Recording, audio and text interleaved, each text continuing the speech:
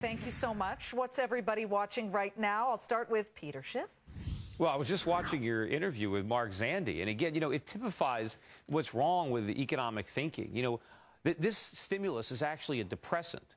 And, according to Mark, an economy grows because people spend money. He's got it completely backwards. He's got the cart before the horse. An economy grows because of production, and production is made possible by savings. And so what we need to stimulate the economy is more savings, which leads to more production. We don't want more spending. We don't want the government spending money. We don't want consumers spending money. They've spent too much. Unfortunately, the act in the short run of not spending is going to mean that we're going to have a more severe recession right now.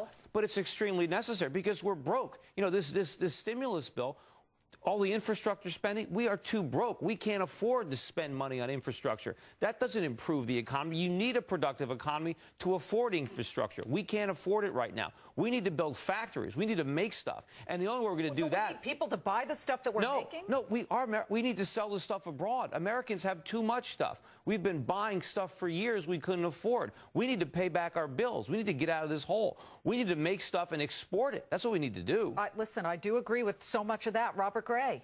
Yeah, I'm starting to feel like George Carlin. I need a place for my stuff. But anyway, I'm watching the home builders up here, Liz. They're getting a jump here. Barclays Global Fund Advisors, by the way, announcing they've taken stakes in a number of them, including Beazer, Syntex, D.R. Horton here.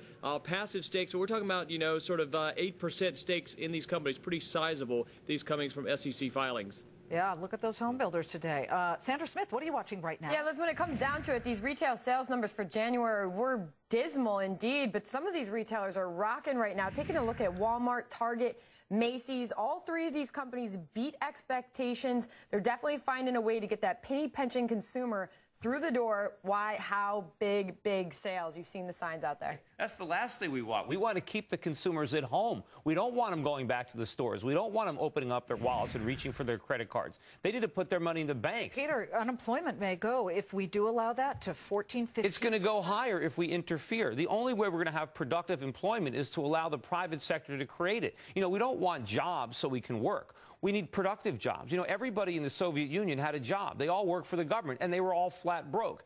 We're headed in the same direction. You guys are watching things in the market. You ought to watch gold. Look at gold today, up another $15. I think around $920 an ounce. It's not going to be below $1,000 for long. And if we keep pursuing these policies, it's going to $5,000. It could go higher. You're buying gold stocks, gold miners, all of these. Yeah, interesting. The gold stocks, a lot of the gold stocks I own got clobbered in about 6 months towards the end of 2008. But many of those gold stocks in the last 2 months have tripled and quadrupled. There's actually gold stocks now making 52-week highs. There's not that many stocks that are doing that. So people are figuring out that this is an inflationary plan. The only difference between salad and garbage is timing. Timing the gold buy. I'm in it. The closing bell is ringing in 19 minutes.